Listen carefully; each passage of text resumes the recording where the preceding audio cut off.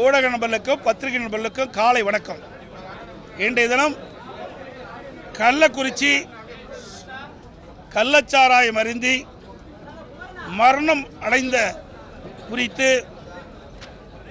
எதிர்க்கட்சி என்ற முறையில் மக்களுக்கு நீதி கிடைக்க வேண்டும் என்ற அடிப்படையில் மக்களுடைய பிரச்சனையை சட்டமன்றத்தில் தெரிவிக்க வேண்டும் என்ற அடிப்படையில் நாங்கள் பேசுவதற்கு அனுமதி கேட்டோம். மாண்புமிகு சட்டப்பேரவைத் தலைவர் அவர்கள் அனுமதி மறுத்துவிட்டார். பலமுறை நாங்கள் குரல் கொடுத்தோம். இது மக்களுடைய பிரச்சனை, மக்களுடைய உயிர் பிரச்சனை. தினந்தோறும் மக்கள் இறந்து கொண்டே இருக்கின்றார்கள். இதற்கு இந்த அரசு செயல்பாடு என்ன? எத்தனை பேர் மது அறிந்திருக்கின்றார்கள்? இதுவரை எத்தனை பேர் மருத்துவமனையில் சேர்க்கப்பட்டிருக்கின்றார்கள்? இதுவரை எத்தனை பேர் இறந்திருக்கின்றார்கள்? இப்பொழுது சிகிச்சை பெறுவருடைய நிலை என்ன என்ற விவரமெல்லாம் அரசனுடைய கவனத்திற்கு கொண்டு வந்து மக்களுக்கு தெரிவிக்க வேண்டும் என்ற நல்ல எண்ணத்தின் அடிப்படையில் தான் நாங்கள் இந்த கள்ளக்குறிச்சி இன்றைக்கு கள்ளச்சாராயம் குடித்து இறந்தவர்களுடைய நிலை பற்றி அறிவதற்கு அரசாங்கத்துடைய கவனத்திற்கு சென்று மக்களுக்கு தெரிவிக்க வேண்டும் என்ற அடிப்படையில் நாங்கள் பேசுவதற்கு அனுமதி கொடுத்தோம். இன்றைய தினமும் சட்டப்பேரவைத் தலைவர்கள் அனுமதி மறுத்துவிட்டார்கள். இன்றைய தினம் எங்களுக்கு கிடைத்த தகவலின்படி 183 பேர் இந்த கள்ளக்குறிச்சி கள்ளச்சாராயம் குடித்து பாதிக்கப்பட்டிருக்கிற என்ற விவரம் தெரிய வருகிறது. 183 பேர் சிகிச்சையில் இருந்ததாகவும் அதில் இதுவரை 55 பேர் இறந்ததாகவும் செய்திகள் எங்களுக்கு கிடைத்திருக்கின்றன. நாள்தோறும் இறந்த வண்ணம் இருந்து கொண்டிருக்கின்றார்கள். இந்த அரசு மெத்தன போக்கிலே செயல்பட்டு கொண்டிருக்கின்றது. வேகமாக துரிதமாக செயல்பட்டு இருந்தால் பல உயிர்களை காப்பாற்றியிருக்கலாம். அது மட்டுமல்ல, நேற்றைய தினம் மக்கள் நல்வாழ்வுத்துறை அமைச்சர் பாண்டிச்சேரி ஜிப்மர் மருத்துவமனைக்கு சென்று அங்கே ஒரு பேட்டி கொடுக்கின்றார். அந்த பேட்டியில் நீங்கள் பார்த்தீங்கன்னா நான் சொன்ன இன்ஜெக்ஷனுடைய பேர் ஹோமிபிசோல் இன்ஜெக்ஷன். இது அவர் சொன்னது ஓமிப்ரசோல். அவர் சொல்கிறது ஓமிப்ரசோல்ங்கிறது அல்சருக்கு கொடுக்கின்ற கேப்சூல். நான் சொல்வது இந்த கள்ளச்சாராயம் அருந்தி அந்த விஷ முறிவுக்காக போடப்படுகின்ற இன்ஜெக்ஷன் ஹோமிபிசோல்ங்கிறது இந்த விஷ முறிவுக்காக செலுத்தப்படுகின்ற இன்ஜெக்ஷன். ஆனால் அது பேரை மாற்றி சொல்கிறார். இது எங்கேயும் கிடைக்கல இவங்களுக்கு. அது மட்டுமல்ல, இன்றைய தினம் இது தடை செய்யப்பட்டதாக ஒரு தகவல் வந்திருக்கின்றது. அது இந்த தெளிவாக இதிலே குறிப்பிட்டிருக்கின்றார்கள். இதில் பார்த்தீங்கன்னா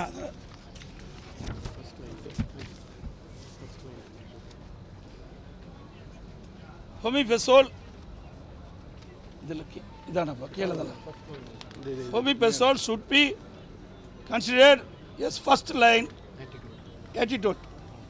விஷமுறிவு அப்படின்னு இதிலேயே கொடுத்துருக்குறாங்க. புரோட்டோகால் படி இதை கொடுத்துருக்குறாங்க. ஆக இது தடை செய்யவில்லை. இது ஆபத்தான நேரத்தில் இதை பயன்படுத்தலாம் என்று தெரிவிக்கப்பட்டிருக்கின்றது. ஆனால் இந்த ஹோமிபிசோல் இன்ஜெக்ஷன் மருத்துவமனையில் இல்லை. இந்த இன்ஜெக்ஷனை பாதிக்கப்பட்டவர்களுக்கு, இந்த கள்ளச்சாராயம் குடித்தவர்களுக்கு இந்த இன்ஜெக்ஷன் போட்டால் தான் குணமடைய முடியும். அதைத்தான் நான் சொன்னேன். ஆனால் வேண்டுமென்றே திட்டமிட்டு இன்றைய மக்கள் நல்வாழ்வுத்துறை அமைச்சர் தவறான கருத்தை பதிவு செய்து கொண்டிருக்கின்றார். இன்றைக்கு அவர் சொல்வது பார்த்தீங்கன்னா, இன்றைக்கு நான் ஏதோ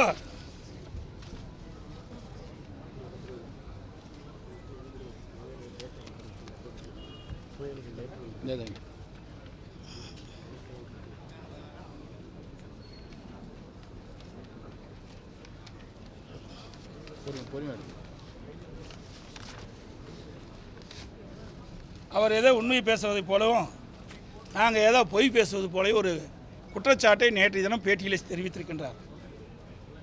இன்றைக்கி அவர் சொல்லுவது இந்த கள்ளச்சாராயம் குடித்தவர்கள் காலதாமதமாக வந்த காரணத்தினால் உயிரிழக்க நேரிட்டது சொன்னார். காலதாமதமாக வருவதற்கு என்ன காரணம்? இந்த அரசாங்கம் தான் காரணம். அங்கே இருக்கின்ற மாவட்ட ஆட்சித்தலைவர் அவர்கள் 3 பேர் மரணம் அடைந்தவுடன் அவர் பேட்டி கொடுக்கிறார். எல்லா தொலைக்காட்சியிலும் வந்திருக்குது, பத்திரிகையிலும் வந்திருக்குது. ஒருவர் வயிற்று வலியின் காரணமாக, வயிற்றுப்போக்கின் காரணமாக இறந்து விட்டார் என்று, மற்றொருவர் வயது மூப்பின் அடிப்படையில் இறந்து விட்டார் என்று, இன்னொருவர் வலிப்பு வந்து இறந்து விட்டதாக சொல்கிறார். ஆக இந்த கள்ளச்சாராயம் குடித்து இறந்துகின்ற என்ற செய்தி, இது இந்த வதந்தியை நம்ப வேண்டாம் அப்படின்னு மாவட்ட ஆட்சித்தலைவர் சொல்கிறார். அப்படி சொல்லிக்கிட்ட பொழுது மக்கள் என்ன நினைக்கிறாங்க? ஓ, இந்த கள்ளச்சாராயம் குடிச்சிருந்தா கூட இதில் பாதிப்பு இல்லை அப்படின்னு தான் மக்கள் போய் சிகிச்சை பெறல. உண்மையை மாவட்ட ஆட்சித்தலைவர் சொல்லியிருந்தா இந்த கள்ளச்சாராயம் குடித்தவர்கள் உடனடியாக மருத்துவமனையை சேர்ந்து சிகிச்சை பெற்றிருப்பார்கள், பல உயிரை காப்பாற்றிக்கலாம். அது மட்டும் இல்லை, இறந்தவருடைய பெண்மணி நேற்றைய தினமே நான் உங்களிடத்தில் தெரிவித்தேன், கள்ளச்சாராயம் குடித்து தான் இறந்திருக்கிறாரு. மாவட்ட ஆட்சித்தலைவர் ஒரு தவறான தகவலை, கள்ளச்சாராயம் குடித்து அவர் இறக்கவில்லை, இந்த வதந்தியை நம்ப வேண்டாம் என்று செய்தியை வெளியிட்ட காரணத்தினால் இந்த இறந்தவருடைய துக்கத்துக்கு வந்தவர்கள் இந்த கள்ளச்சாராயத்தை பல பேர் குடித்து விட்டார்கள், இதனால் பல பேர் இறந்து விட்டார்கள் என்று செய்தி வெளியிட்டிருக்காங்க. அதை பாதிக்கப்பட்ட குடும்பத்திலிருந்து ஒரு பெண்மணி இதை தெரிவிச்சிருக்கிறாங்க.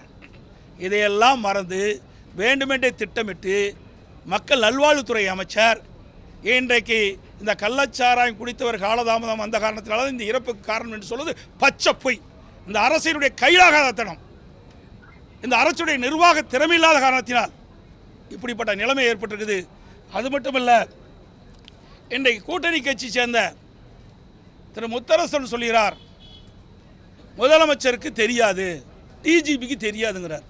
அப்போ எதுக்கு அரசாங்கம் நடத்திட்டு இருக்கு? எதுக்கு முதலமைச்சர் தேவை? எதுக்கு டிஜிபி தேவை? 3 ஆண்டு காலமாக அங்கே தொடர்ந்து கள்ளச்சாராயம் அமோகமாக விற்பனை செய்யப்பட்டு வருகிறது என்று உங்கள் ஊடகத்திலையும் பத்திரிகையிலும் செய்தி சேகரித்து வெளியிட்டிருக்கிறீங்க. இதுவே ஆதாரம். நாங்கள் சொல்லலை, உங்களுடைய ஊடகத்திலேயும் பத்திரிகையில் வந்த செய்தி, நீங்கள் அங்கே சேகரித்த செய்தி. இதன் அடிப்படையில் தான் நான் இந்த செய்தி சொல்கிறேன். ஆக முதலமைச்சருக்கும் தெரியாது, டிஜிபிக்கும் தெரியாதான். நான் ஏற்கனவே நேற்றைய எனவே நான் குறிப்பிட்டேன், கள்ளக்குறிச்சி மாவட்டம் கள்ளக்குறிச்சி நகராட்சிக்குட்பட்ட நீதிமன்ற வளாகத்துக்கு அருகில் 300 அடிக்கு அருகில் காவல் நிலையம் இருக்கின்றது. மாவட்ட ஆட்சி அலுவலகம் கள்ளக்குறிச்சியில் இருக்கின்றது. மாவட்ட காவல் கண்காணிப்பு அலுவலகம் கள்ளக்குறிச்சியில் இருக்கின்றது. ஏனைய அதிகாரிகள் அங்கே இருக்கின்றார்கள். மக்கள் அதிக நடமாடுகின்ற அந்த மையப்பகுதியிலேயே பகிரங்கமாக இந்த கள்ளச்சாராய விற்பனை அமோகமாக நடைபெற்றிருக்கின்றது. கிட்டத்தட்ட 183 பேர் பாதிக்கப்பட்டிருக்கான்னு சொன்னால் எவ்வளவு கள்ளச்சாராயத்தை அங்கே விற்பனை செய்திருக்கிறார் என்பதை நம்ம எண்ணி பார்க்க வேண்டும். ஆக இது அங்கே இருக்கின்ற காவல்துறைக்கு தெரியாமல் விற்பனையை செய்ய முடியாது. அது மட்டுமல்ல, நான் ஏற்கனவே குறிப்பிட்டதை போல திராவிட முன்னேற்ற கழகத்தைச் சேர்ந்த 2 கவுன்சிலுக்கு தொடர்பு இருப்பதாக அங்கே இருக்கின்ற மக்கள் என்னிடத்தில் தெரிவித்திருக்கின்றார்கள். அதோடு எல்லா பத்திரிகையிலும் வந்திருக்குது, பல எதிர்க்கட்சி தலைவர்கள் குறிப்பிட்டிருக்கிறாங்க. அங்கே இருக்கிற திராவிட முன்னேற்ற கழகத்தினுடைய மாவட்ட செயலாளர் எம்எல்ஏ அவர் இதில் முக்கிய பங்கு வகிக்கிறார், அவர்களையும் விசாரிக்க வேண்டும், அப்போ தான் உண்மை வெளிவரும் அப்படின்னு சொல்கிறாங்க. அதனால தான் நாங்கள் என்ன சொல்கிறோம்னா, இந்த அரசாங்கம் இருக்கின்ற காவல்துறை விசாரித்தால் உண்மை வெளியே வராது. அங்கே நடந்த சம்பவத்துக்கு நீதி கிடைக்க வேண்டும், ஏழைகளுக்கு நீதி கிடைக்க வேண்டும். தாழ்த்தப்பட்ட மக்கள், ஒடுக்கப்பட்ட மக்கள், ஆதிராவிட மக்கள் இன்றைக்கு 55 பேர் இறந்திருக்கின்றார்கள். பல பேர் மருத்துவமனையிலே கவலைக்கிடமாக இருக்கின்றார்கள். பல பேர் சிகிச்சை பெற்று வருகிறார்கள். இவர்களெல்லாம் தீர்வு காண வேண்டும் என்றால், நீதி கிடைக்க வேண்டும் என்றால் சிபிஐ விசாரணை தேவை. அதனால தான் நாங்கள் நீதிமன்றத்துக்கு சென்று நான் நேற்றைய தினம் நீதியரசர் பல கேள்விகளை கேட்டிருக்கின்றார். ஏற்கனவே இங்கே செங்கல்பட்டு மாவட்டம், விழுப்புரம் மாவட்டத்திலே இதே கள்ளச்சாராயம் அருந்தி 22 பேர் இருந்திருக்கின்றார்கள். அதனுடைய நடவடிக்கை என்ன? அதே போல் கள்ளக்குறிச்சியில் கள்ளச்சாராயம் அருந்தி இன்றைக்கு பல பேர் இருந்திருக்கிறார்கள், பல பேர் கவலைக்கிடமாக இருக்கிறார்கள், பல பேர் சிகிச்சை பெற்று வருகிறார்கள். அவருடைய நிலை என்ன, அவர்களுக்கு என்னென்ன வகையில் சிகிச்சை அளித்தீர்கள், அந்த விவரத்தையெல்லாம் இன்றைக்கு நீதிமன்றத்தில் தாக்கல் செய்ய வேண்டும் என்று அரசுக்கு உத்தரவு பிறப்பித்திருக்கின்றார்கள். ஆக இன்றைக்கு அரசாங்கம் ஒரு நபர் ஆணையம் அமைத்து நாங்கள் விசாரிக்கிறோம் என்று சொல்கிறார்கள். இந்த விசாரணையில் உண்மை வெளிவராது என்று மாவட்ட ஆட்சித்தலைவரே இப்படிப்பட்ட பொய்யான செய்தி சொல்லுகின்ற பொழுது இந்த அரசாங்கத்திலிருந்து எப்படி உண்மை கிடைக்கும், எப்படி நியாயம் கிடைக்கும், எப்படி நீதி கிடைக்கும்? அவை ஏழை மக்களுக்கு நீதி கிடைக்க வேண்டும் என்று நினைத்தால் சிபிஐக்கு உத்தரவிட வேண்டும். அதான் நீதிமன்றத்துக்கு நாங்கள் சென்றிருக்கின்றோம். நீதியரசர்கள் நிச்சயமாக நீதி நிலைநாட்ட, மக்களுடைய உயிரை பறித்த அந்த சண்டாளர்களுக்கு நீதி கிடைக்கின்ற, சண்டாளர்களை தண்டிக்கின்ற விதமாக, மக்களுக்கு உண்மை நிலையம் தெரிகின்ற விதமாக இன்றைக்கு நாடு முழுவதும் கள்ளச்சாராயம் போதைப்பொருள் விற்பனையை தடுக்கின்ற விதமாக நீதியரசர் நல்ல தீர்ப்பை வழங்குவார் என்று நாங்கள் எதிர்பார்க்கின்றோம். அது மட்டுமல்ல, இன்றைக்கு ஒவ்வொரு முறையும் இன்றைக்கு பல முறை முதலமைச்சர் அவர்கள் தலைமைச் செயலகத்திலே இந்த போதைப்பொருள் தடுப்பு குறித்து, கள்ளச்சாராயம் தடுப்பு குறித்து, ஒழிப்பு குறித்து பல முறை இங்கே உயர் அதிகாரிகள், காவல்துறை உயர் அதிகாரி வைத்து கூட்டம் நடத்திருக்கின்றார். அப்படி இருந்து இப்படிப்பட்ட சம்பவம் நடைபெற்றுக்கிட்டு சொன்னால் இந்த அரசாங்கத்தினுடைய கைலாகாத்தனம், நிர்வாக திறமையற்ற முதலமைச்சர், இன்றைக்கு திராவிட முன்னேற்ற கழகத்தைச் சேர்ந்த இன்றைக்கு அதிகாரம் மிக்கவர்கள், பலம் மிக்கவர்கள், ஆட்சி அதிகார துணையோடு இப்படிப்பட்ட சம்பவம் அரங்கேறிக்கிறது என்பதை நேரத்தில் சுட்டிக்காட்டுகிறேன். இவர்களெல்லாம் வெளியிலே கொண்டு வர வேண்டும் என்று சொன்னால் சிபிஐ விசாரணை பின்னால் தான் வரும். ஏன்னா நாங்கள் கள்ளச்சாராயம் சொல்கிறோம், மெத்தனால் குடித்த இறந்துறாங்க, எது எப்படியோ மக்களுடைய உயிர் போய்விட்டது. அந்த உயிர் போன மக்களுக்கு நீதி கிடைக்க வேண்டும் என்று சொன்னால், உண்மை சம்பவம் வெளியிலே வர வேண்டும் என்று சொன்னால், உண்மை குற்றவாளிகள் நாட்டு மக்களுக்கு அடையாளம் காட்ட வேண்டும் என்று சொன்னால், நீதி நிலையாட்டப்பட வேண்டும் என்று சொன்னால் சிபிஐ விசாரணை தேவை. அதை நாங்கள் தொடர்ந்து வலியுறுத்துகின்றோம்.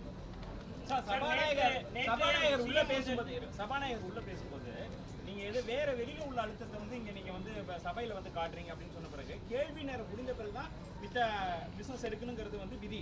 ஆனா அதுக்கு முன்னாடியே அதை வந்து அனுமதிக்க முடியாது அப்படின்னு சொல்றாரு. அதாவது இது மக்களுடைய பிரச்சனை, மக்களுடைய உயிர் பிரச்சனை, நாள்தோறும் உயிர் போய்கொண்டே இருக்கின்றது. இதை விட முக்கியமான பிரச்சனை என்ன இருக்குது?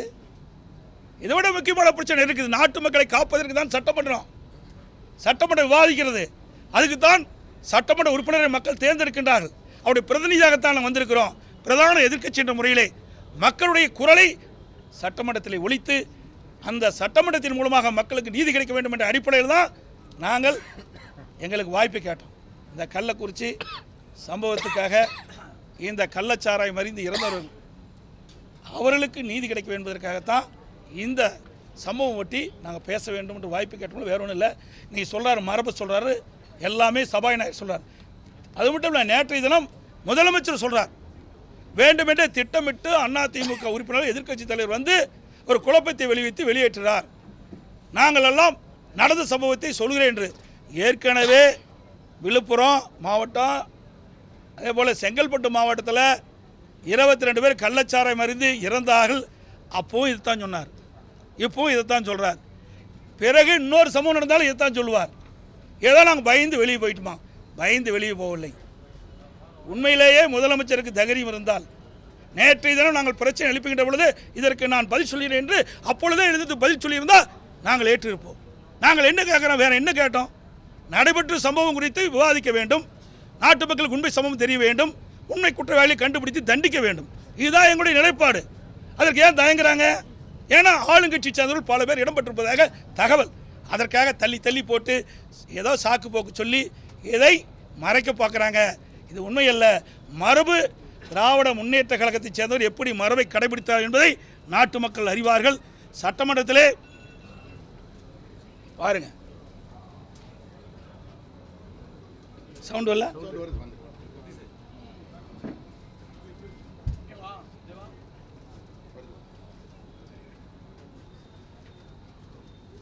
சட்டமன்றத்தில் அப்பொழுது எதிர்க்கட்சி தலைவராக இருந்த ஸ்டாலின், இன்றைய முதலமைச்சருக்கு ஸ்டாலின், அவருடைய சட்டப்பேரவை உறுப்பினர் சட்டமன்றத்திலே எப்படி நடந்து கொண்டார்கள் என்று வரலாறு சொல்லும். என்னப்பா சவுண்ட் இல்லை, ஒன்றும் இல்லை. என்னப்பா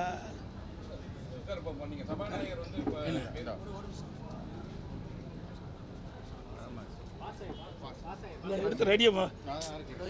சபாநாயகர் பேசும்போது உங்களை வந்து பேச வச்சுருவாங்க. மறுபடியும் நீங்கள் வந்து மக்கள் பிரச்சனையாக பேசணும்னு சொல்லியிருந்தீங்க.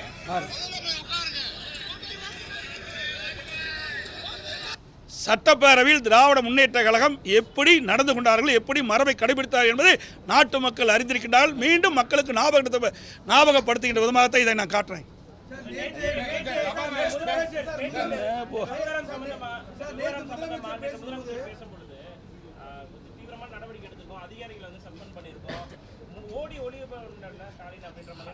அவர் ஏன் அப்படி அந்த வார்த்தை சொல்லுவானே, அந்த வார்த்தை எதுக்கு பயன்படுத்துறீங்க?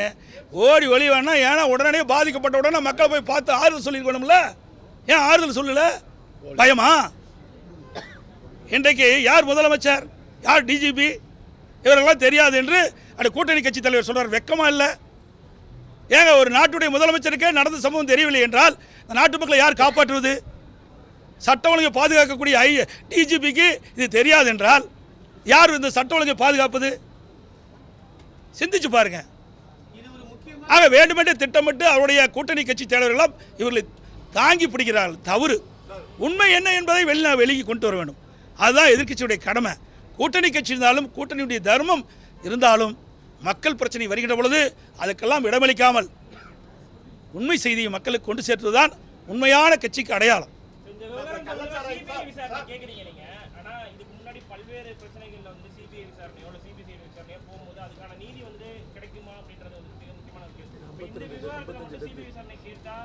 அதாவது இதில் என்னன்னா ஆளுங்கட்சியை சேர்ந்தவர்கள் சம்மந்தப்பட்டிருக்கிறாங்க. அதில் 2 மாநிலத்துடைய பிரச்சனை.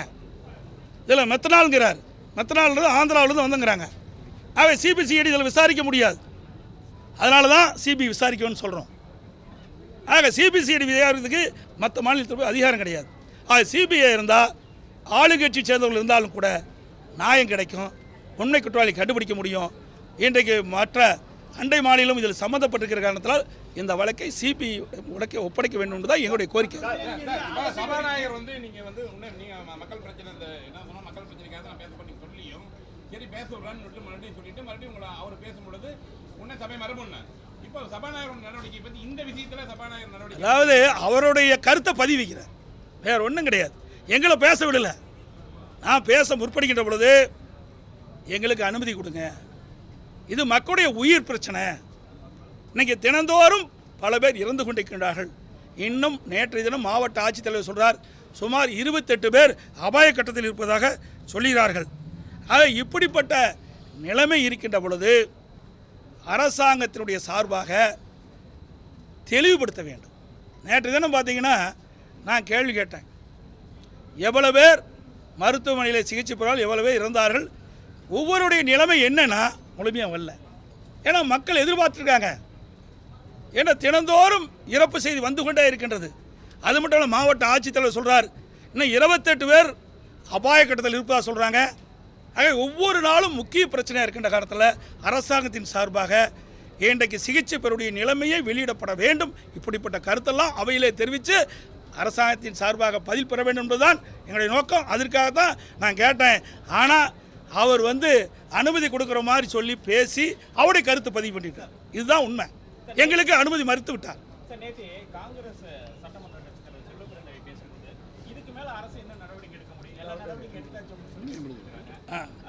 சரி, ஆமாம், அவர் என்ன 25 வருஷம் குத்தகை போய் சரணடைஞ்சிட்டார்.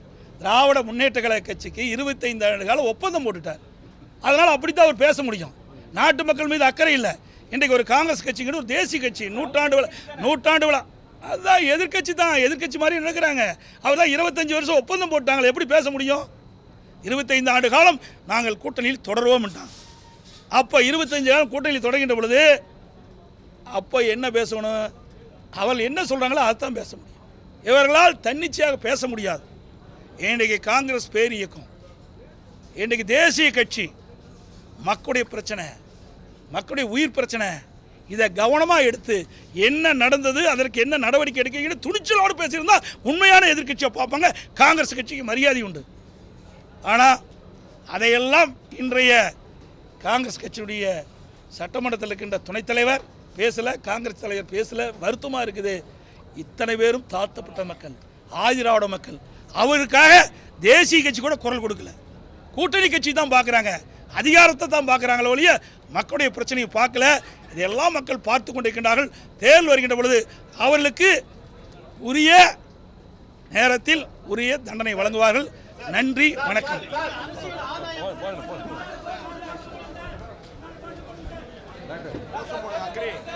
அக்ரி க்ளோஸ் போடுங்க.